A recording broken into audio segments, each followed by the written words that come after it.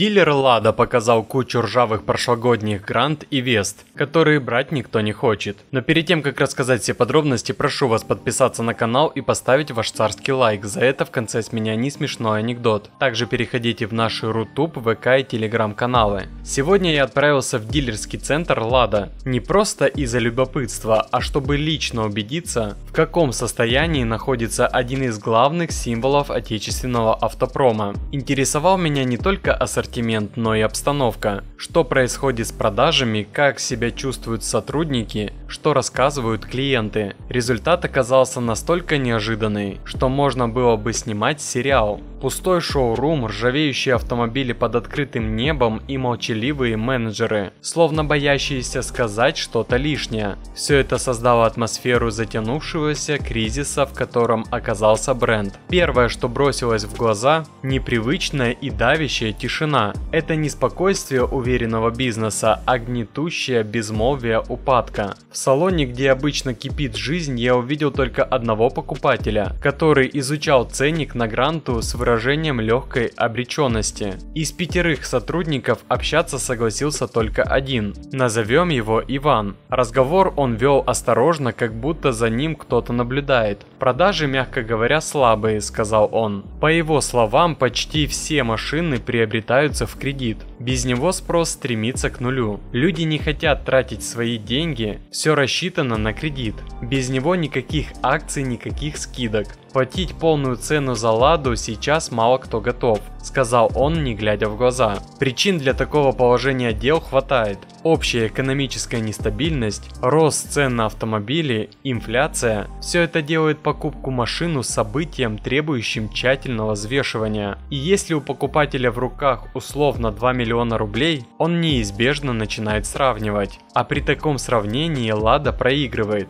Сравнивая предложения, становится очевидно, насколько выгоднее смотрятся китайские конкуренты. За те же деньги, что просят за Гранту или Весту, можно приобрести более современный, комфортный и насыщенный опциями автомобиль. Примеры? Пожалуйста. Байк U5 Plus с простым, но современным дизайном. Около 1 300 000 рублей. Каи E5. Турбированный седан за те же деньги. Компактный кроссовер Каи X3 с вариатором 1,5 миллиона рублей. Москвич 3. Пусть и китайский перелицованный автомобиль, стоит 1,8 миллионов и выглядит убедительнее Лады. Haval M6. Полноценный кроссовер за 2 миллиона. А за те же 2 миллиона можно взять стильный Байк X7 177 с сильным мотором. Эти машины не только привлекательнее внешне, но и предлагают больше. От круиз-контроля до голосовых ассистентов и 7-летней гарантии. Lada же все так же опирается на грантовскую простоту и надежду на патриотизм. А для тех, кто планирует сэкономить до 40% на покупке автомобиля, используя лазейку в утильсборе, рекомендую обратиться в Hotcar Online. Ребята поставляют автомобили с аукционов Японии и внутренних рынков Южной Кореи и Китая с полным набором услуг от поиска и покупки до отправки, оформления и доставки в ваш город.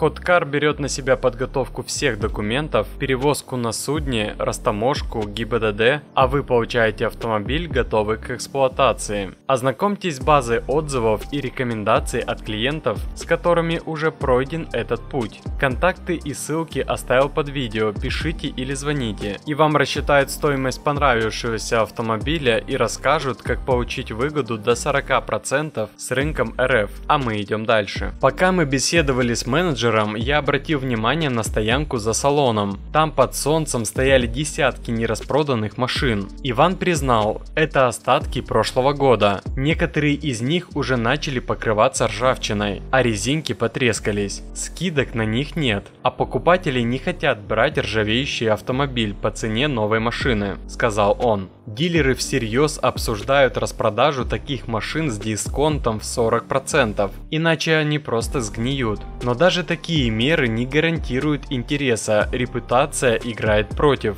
А вы бы взяли такую Гранту? На фоне всего этого провал суббренда Excite выглядит логичным. Казалось, у проекта есть шанс Сильные кроссоверы X-Cross 7 и 8 нормальные цены, но он не выжил. Сегодня остатки этих моделей распродают с большими скидками до 750 тысяч рублей. И все равно интерес низкий. Покупатель не хочет реформированную китайскую платформу под российским брендом. Он хочет оригинал, особенно если он лучше собран, лучше оснащен и продается по схожей цене. Не менее поразительным оказался и момент с обслуживанием. Миф о дешевизне владения Лады давно трещит по швам. Сравнение с китайцами оказалось не в пользу отечественной марки. Замена тормозов на Весте 10-12 тысяч, тогда как у Хавала 8-9 тысяч. Фильтры, масла, детали подвески почти везде дороже. Гарантия у Лады всего 3 года и с множеством условий. У китайцев до 7 лет и меньше бюрократии. При этом качество сборки Лада оставляет вопросы. Скрипы, сбои электроники, недоработки по кузову. А китайцы, напротив, совершенствуют сервис, открывают новые СТО, предлагают бонусы, создавая реальное ощущение заботы о клиенте. Чтобы понять масштаб бедствия, стоит заглянуть в статистику. Российский рынок автомобилей находится в стагнации.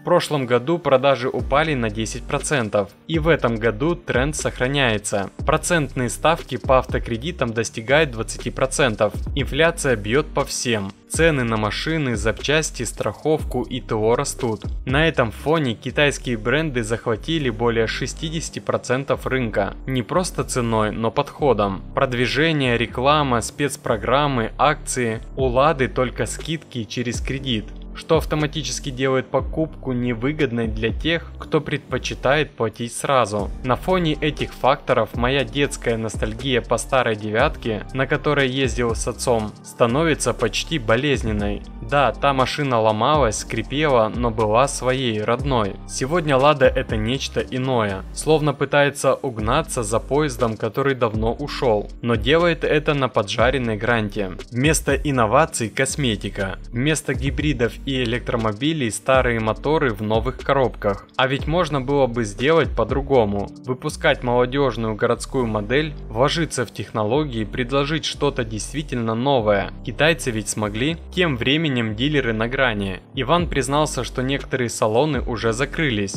Их сайт исчез. И если дела не пойдут в гору, закрытие продолжится. Причина отсутствия поддержки от АвтоВАЗа, ни помощи с рекламой, ни программ по ликвидации залежалого склада, все на плечах дилеров, а покупатели уходят к тем, кто умеет слышать их запросы. И это, пожалуй, главное. Пока АвтоВАЗ живет в режиме обещаний и показательных премьер, рынок продолжает выбирать тех, кто предлагает реальный продукт. Критика, которой так пугаются на заводе, это не злоба, это сигнал. Чем дольше он игнорируется, тем глубже яма. А ведь еще не все потеряно. Стоит только прислушаться, сделать шаг навстречу людям. Или хотя бы перестать продавать ржавые гранты по цене кроссовера с турбомотором. Напишите в комментариях, как вам текущие скидки и действия АвтоВАЗа. Ну и обещанная мною шутка. Вы не задумывались, почему во время трансляции работы правительства нет перерывов на рекламу? Правильно, это и есть реклама.